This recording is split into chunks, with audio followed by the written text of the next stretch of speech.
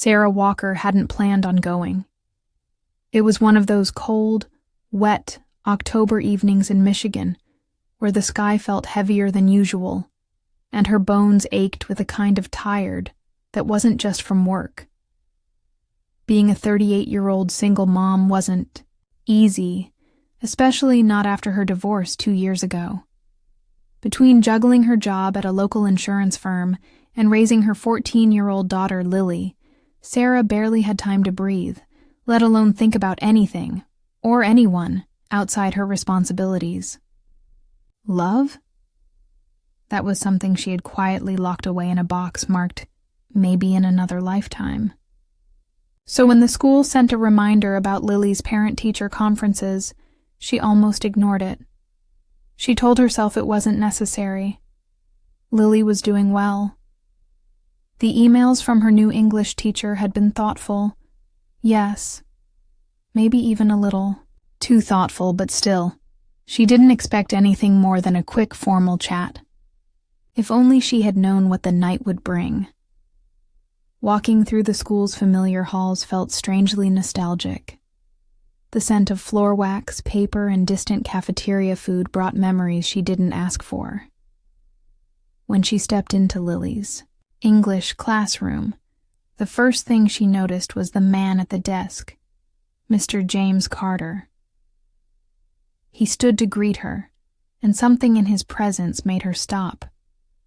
He looked to be in his late 30s, maybe early 40s, with a kind face and eyes that had clearly seen some things. His smile was calm, grounded. No wedding ring, she noticed, almost immediately, and against her will. "Ms. Walker, I'm glad you made it," he said, offering his hand. His voice was warm, low, and inviting, the kind that settled into your skin and stayed there long after the sound faded. They talked about Lily, of course, her writing, her quiet intelligence, the way she was starting to come out of her shell. But soon the conversation gently wandered off course. James asked Sarah if Lily's love for books came from her. She admitted she used to write poetry when she was younger, and his eyes lit up with curiosity. "You still write?" he asked. She shook her head. Life got in the way. Something about the way he looked at her after that, like he understood, made her feel seen in a way she hadn't in years. Their small talk wasn't so small anymore. It felt personal, familiar, like they were picking up a conversation they didn't realize they had started years ago. There was a pause, not awkward, just full. And in that pause, Sarah felt something shift. Attraction? Maybe. A pulse of warmth under her skin. A soft awareness she hadn't felt in far too long. James ran his hand through his salt and pepper hair and glanced toward the window. Rain was still falling, soft and steady. "I can walk you to your car," he offered, almost hesitantly. She could have said no. She should have said no.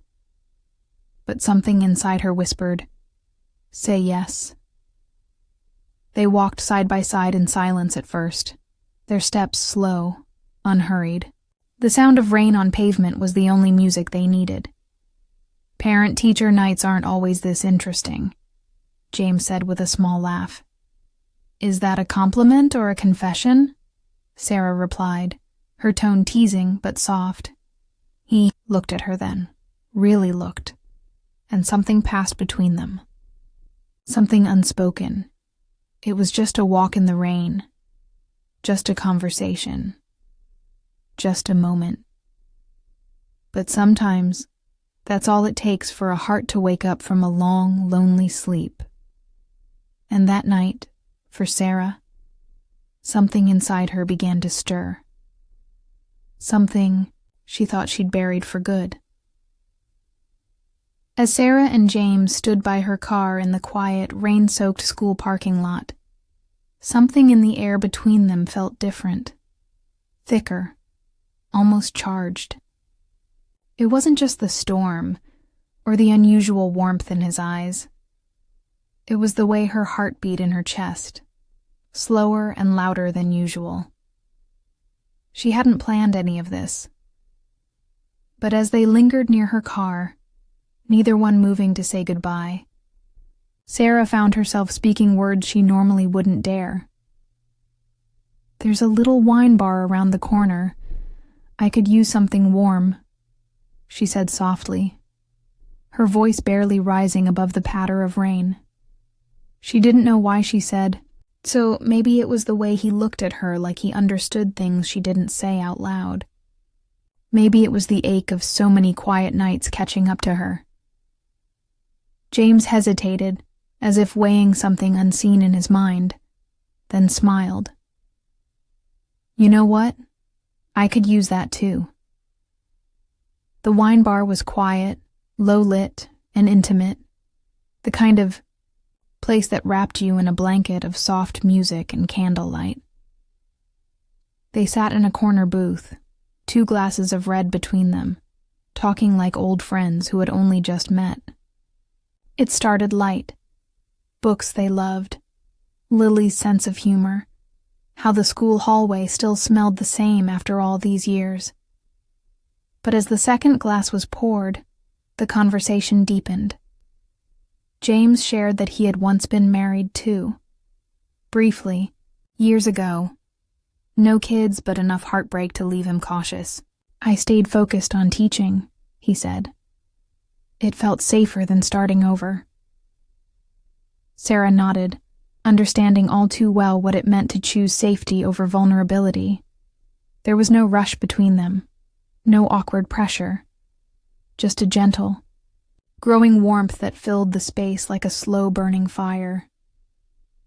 James listened in a way Sarah wasn't used to. He didn't interrupt.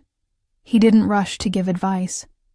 He simply looked at her with full attention, like she mattered. Not as a mother or a divorcee, but as a woman. And in his presence she began to relax, to smile more, to let her guard down. She told him how hard it had been, rebuilding after the divorce. How lonely the nights could be, even with Lily around. She admitted almost shyly how she sometimes wondered if she'd feel seen again. Loved again. He reached across the table then, his hand brushing hers. "You should never stop believing in that," he said gently. His hand didn't stay long, but the warmth of it lingered, making her heart ache in a way she hadn't felt in years. By the time they stepped outside, the rain had turned into a soft mist. The street was quiet, the air cool and fresh. James walked her back to her car again, this time more slowly. When they reached it, they paused. Not because they didn't know what to say, but because neither wanted the night to end. Sarah leaned against the car door, the mist in her hair, her heart unsure and wide open. "This feels strange," she said, but not in a bad way. James stood close, his hands in his pockets, eyes locked on hers. "It feels honest," he replied. They didn't kiss. There was no rush, no moment stolen out of impulse. But something passed between them, a kind of silent agreement that this wasn't nothing. That whatever had started over wine and quiet words was real. Maybe it wasn't the right time. Maybe it wasn't simple. But for 2 people who had nearly forgotten how it felt to be wanted, to be truly seen, this night was something rare, something tender, and neither of them was ready to let it go just yet. The next morning, Sarah woke up with a mix of emotions swirling inside her. Warmth from the night before, but also guilt, confusion, and a sharp awareness of how fragile the moment had been. She kept replaying the conversation, the way James had looked at her across the table, the quiet honesty in his voice when he said it felt honest. It had been just a glass of wine, just a conversation. No rules were broken, and yet her mind wouldn't stop spinning. He was her daughter's teacher, Lily's favorite teacher, and she was a mother first, always had been. Still, something about James had awakened a part of her that had been buried under years of duty, loneliness, and survival. That part, the woman inside the mother, was still humming from the attention, the connection, the unspoken pull between them. James, too, felt it. Sitting at his desk that morning, staring blankly at a pile of student essays, he kept thinking about Sarah. Not as Lily's mom, but as the woman who had laughed so easily, who had looked at him with that same tired hope he carried in his own heart. He knew it wasn't ideal. The line between personal and professional was one he'd always respected. But sometimes, the heart didn't care about timing or circumstances. It simply recognized something rare and leaned in. Still, he kept his distance that week. No emails, no calls. It wasn't the right time, and both of them knew it. But silence didn't erase what had passed between them. It only made it louder. Sarah noticed the space, too. Part of her was relieved. The other part, restless. When she saw him again during the school's fall fundraiser, her breath caught. He was across the room, talking with another teacher. But his eyes met hers like a magnet. Just a glance. No words. Yet it sent a ripple through her. She looked away quickly, but the heat stayed in her cheeks. Later that night, as she folded laundry in her quiet living room, she asked herself a hard question. Was this just a moment? Or was this something her heart wasn't ready to admit out loud? The truth was, she hadn't felt this scene in years, and it terrified her. A few days later, they ran into each other by accident at the local grocery store. It was late evening. Quiet, aisles and half-empty carts. Sarah was in leggings and a hoodie, no makeup, hair tied up. She almost turned and walked the other way. But he smiled before she could. "Hey," he said simply. No pressure. Just that calm, steady presence again. They ended up talking near the coffee section for nearly 20 minutes. Nothing intense, nothing forbidden. Just two adults exchanging thoughts about life, books, their favorite kinds of pie. And yet, every word, every smile, felt like a string, pulling them closer to something they both understood but couldn't name. Before leaving, James looked at her with a softness that almost hurt. "This doesn't have to be anything," he said. "I just like talking to you." Sarah swallowed the lump in her throat. "I like it too," she admitted. He didn't try to push further. He didn't ask to see her. He respected the line they both knew existed. But in that moment, in that quiet, in-between space, they both felt it. This was more than passing attraction. This was something growing quietly beneath the surface, whether they were ready or not. They hadn't crossed a line, but their hearts had already stepped over it. And sometimes, what's right on paper isn't what's real in your soul. Days passed, then a week, and Sarah found herself caught between wanting to forget that night and secretly hoping James would reach out again.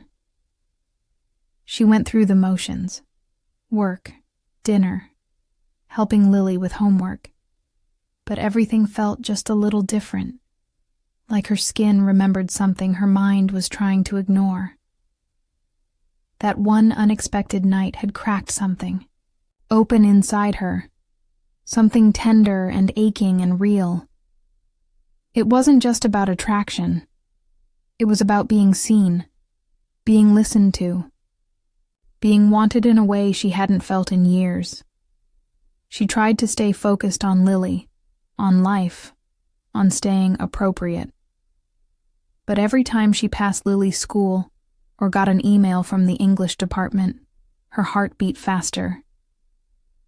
It wasn't fair, she told herself. It wasn't smart. But feelings don't always follow rules, and the more she tried to shut it down, the louder her longing grew. James hadn't reached out, and she respected that. But part of her also feared maybe he'd decided it wasn't worth the risk. That, what they shared, what she felt, had only been a passing moment to him. But late one Sunday morning, as she was sipping coffee and folding laundry, Lily came into the kitchen, glowing. "Mr. Carter read my essay out loud in class," she said, clearly proud.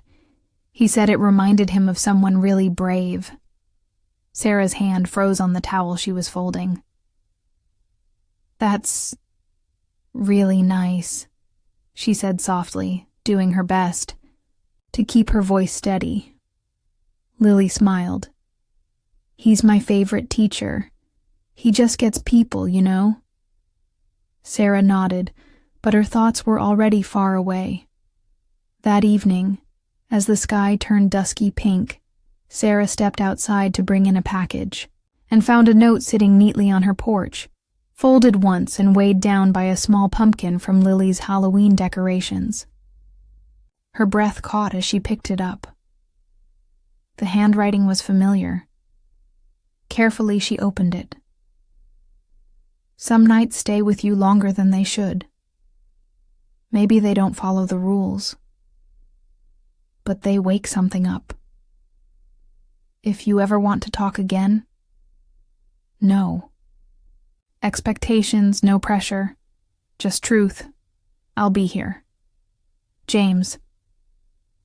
She read it 3 times, her fingers trembling slightly. There were no promises, no declarations, just an open door. And somehow, that meant more than any grand gesture could have. It was respectful, honest, and it gave her the space to decide what she really wanted. Not just as a mother, but as a woman. That night, Sarah didn't sleep much. She lay in bed thinking about how often she'd put herself last. How many times she'd smiled through loneliness. How often she had told herself that love was something that had passed her by. But James had reminded her, gently, without pushing, that her story wasn't over. That there was still more to feel, to hope for, to want. It scared her, yes, but it also made her feel alive in a way she hadn't felt in years. The next day, she wrote back, "Some doors don't need to be slammed shut. Maybe this isn't the right time or the right story, but I'd like to keep turning the pages. Sarah." It wasn't about rushing into anything. It wasn't about rewriting the rules. It was simply about giving her heart permission to feel again, to explore something that might be messy, complicated, even uncertain, but worth it. Because sometimes the most unexpected night doesn't just change the way you see someone else, it changes the way you see yourself. And for Sarah, that was the real beginning.